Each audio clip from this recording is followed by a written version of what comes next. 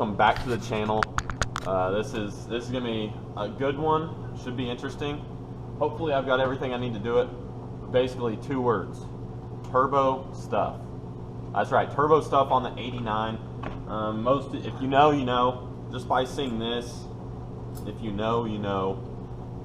I'm going to shed some light on this very quickly, just so you guys have an idea. If you're first-gen guys, you obviously know. But automatic, 89 automatic, so it's got an H1C, small H1C, 50 millimeter compressor, so that's the smallest of all of them. The non-intercooled trucks have the smallest one. And then the exhaust housing, which is what I just showed you, is going to be either an 18 or a 21. With the automatics, it's probably going to be a 21 cm housing.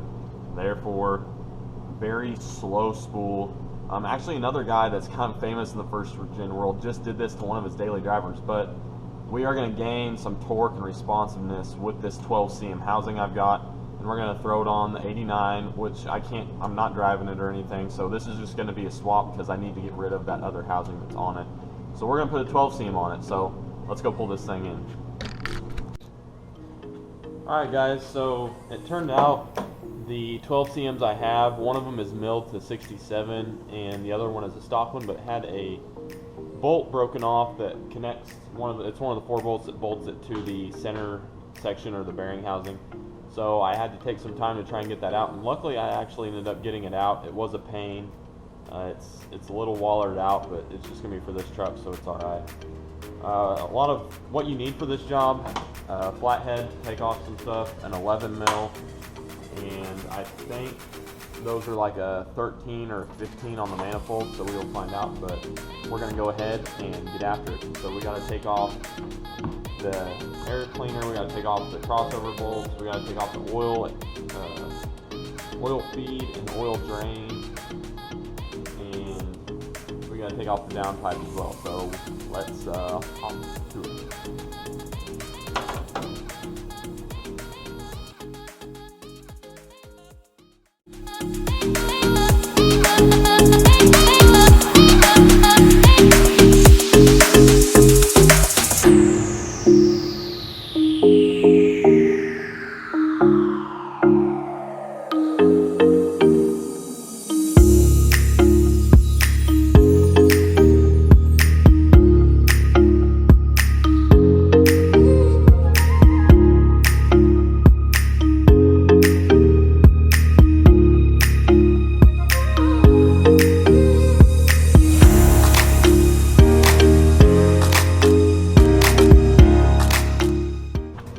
So the manifold bolts are indeed a 15 mil, and those puppies are going to be tight. Some guys will not approve of this. I do this because it has worked every time and it has yet to fail me. So all I do is get my longer end wrench, put it on there, usually the box end, and I get my hammer and just kind of tap the end of it. I mean, you can call me a hammer mechanic or whatever, but it breaks it loose, and as soon as it breaks it loose, I can finally push it free.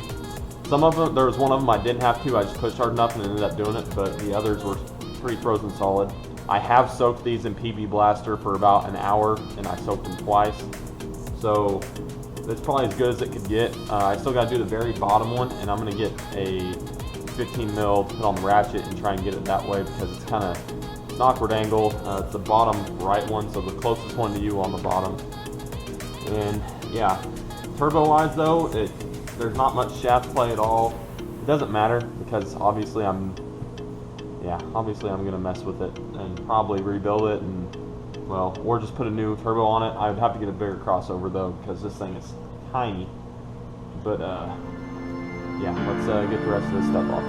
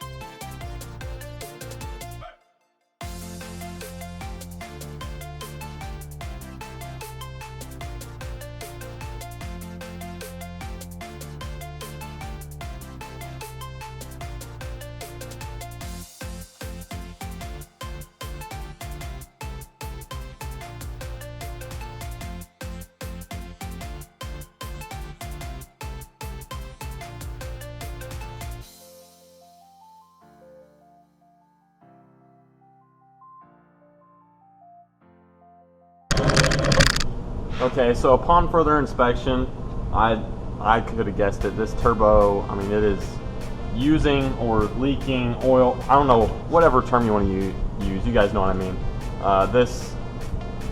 The side that's going straight into the intake, there's some pretty good amount of oil that is running through there, which is no good.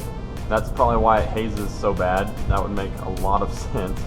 It's kind of funny. I just knew that something was wrong with it. So yeah, I might have a rebuild kit here for an H1C. No, I've only got one for an HX35 or HX40. So yeah, we're gonna have to get one for this. Even if I even stick with this, I keep saying that. But anyway, let's get this exhaust housing off of here. Let me pick your brain a little bit about turbos just right quick. You guys will love this. A lot of you guys love the HX35 turbo testing and stuff. What about H1C? We never talk about H1C. So let's look at this thing real quick. Mainly the compressor housing. So you guys are seeing this. Let's grab another. All right, great comparison here. And no, this is not an HX35 housing. If you'll see, there's a V-band. This is a WH1C, I believe. No, it's just a standard H1C. It's just the intercooled H1C. So, great comparison here. This has the same outlet as an HX35. It's just like an HX35 compressor housing, but it has the V-band on it. So, basically the same size. This is exactly what we would mill out to put a 60 millimeter, 67, 62, whatever you want. This is what we would mill out to do it. So now that you have this in your head and this in your head, look at this. Look at the comparison here, and just the side, just the bulk of it. So my theory and my question to you guys, because I don't know, I'm looking to learn from you guys, and I don't know because I haven't tested it myself, which I may test it myself with this truck, and I'm sure it'd be great information for you non-intercooled guys. But this is only 50 millimeter versus like a 54, 50, I don't even know what the intercooled H1C is. But if you punch this out to hold a 60 mil wheel and do a 60, 67, 12 or 60, 67, 14, 16, whatever you want, or a Super 9 from Savage Fab, any of that, just for example, if you punch that out or even bigger than that, will this become a huge like restriction and bottleneck at the crossover tube that goes over the engine? Like, I really think that it will. Even if you're going for the most stock appearing street machine you could get, and you wanted to keep the crossover and you wanted to keep this H1C cover to punch it out, I really think that this would be a bottleneck. I want to hear what you guys think, but in my opinion, that's got to be a bottleneck versus the other ones where you could get an upgraded crossover and it's a bigger outlet and like a V-band crossover. So you guys think about that. Tell me what you think in the comments, because I'm very curious. I haven't tested it out myself, but like I said, we just might send this in the Turbo Lab, or well, probably not Turbo. We'll probably send it to Brad and Duncan over there, Savage Fab and Finley Precision Inductions, have them punch this out. They don't like H1C stuff. They're HX guys, HE guys. Can't blame them. But I mean, I'd be kind of curious. So just some food for thought, something for you guys to think about. We'll see you whenever we start working on this thing again. Alright guys, so it is the next day of us working on that turbo. We finally got all these bolts out of the old 18 centimeter H1C housing. Basically, I did get a little torch from Walmart. I'll show you guys that. Kind of a little hack. These things I don't even think get that hot, but I just got a little nozzle for it and a little propane can and heated up the bolts, and then I got a punch and kind of tapped on the edge of them as if I was trying to loosen them with the punch, and a few good hard hits got them loose. So here we are. We got the H1C ready to go. We got our modified wastegate here. Those are zip ties, but that's basically just to hold the gate closed while we're idling around here. I don't drive this truck. It is in the process of being built and put together. So really all it needs to do is be able to pull in and out of the shop and things like that. This will all change once it's time to add some horsepower to this thing. It won't be like this for long. So that's going to be how that is. And now we are going to assemble. Basically this is what you do. This is your HX35 housing, and to assemble it, literally all you do is take your H1C, the H1C half of it, and we're going to set it down in here, which be easier said than done. That's just about right. I mean, I'm going to have to reclock it and all that stuff, but that's pretty close already there. But you'll put in the cold side on top, which I might need to clean out this HX35 housing because it's a little rough, but it should all go down eventually, and it'll seat right in here. And then I've got, which I do have a new manifold gasket luckily just laying around, and I've got some new bolts for these 4 as well, and some new pieces to go on top so it'll look decent. This charger is in need of a rebuild, but we're just going to leave it alone for now. But we're going to get this to seat, and then we're going to put on our pieces to bolt it down, and then we will clock it on the, and we'll put it on the manifold, and we'll clock the turbo to where it should be.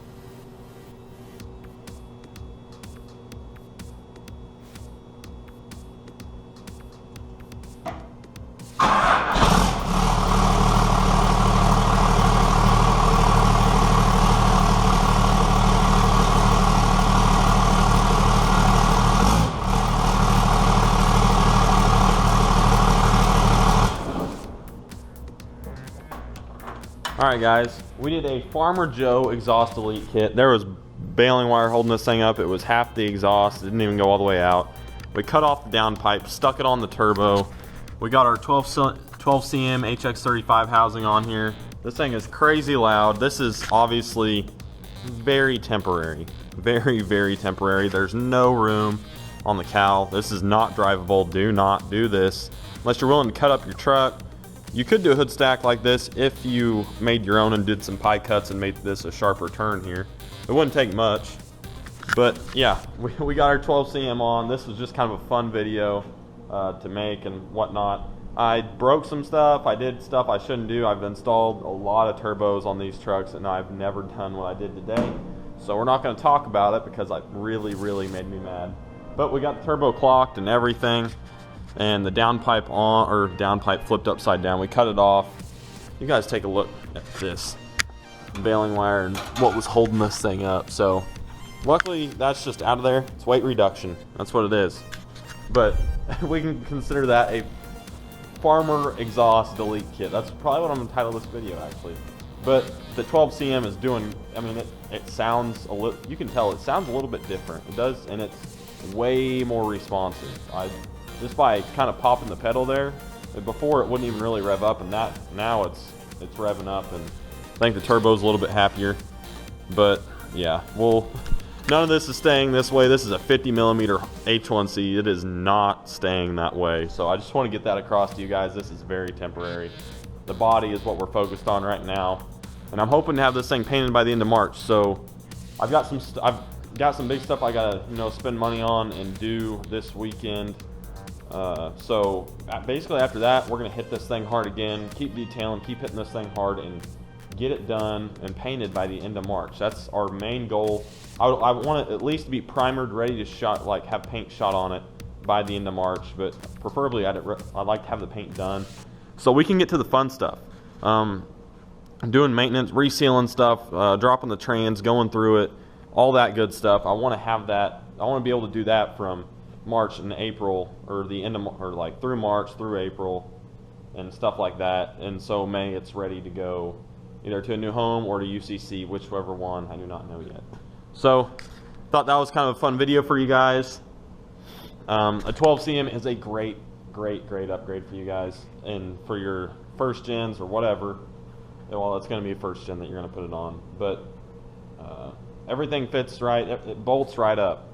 So basically, this is now it would be what an HX35 would be, but it's a smaller compressor and stuff. Same turbine, but everything bolts right up. The downpipe, you might as well just get an aftermarket downpipe, or just get an exhaust whenever you do this, because really you can find one of these exhaust housings for really cheap off a used turbo or used HX35, or just swap a whole HX35 onto here. By the way, I can probably hook you up with that if you want me to.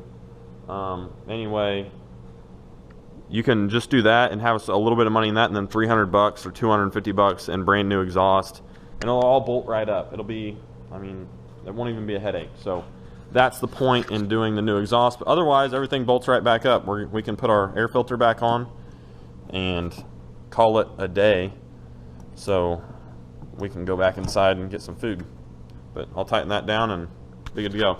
So for this time, kind of a fun video for you guys, but that's going to be it here on the Old School Crew. So till next time, we will see you later, and hopefully we'll have some good content for you next time. Bye guys.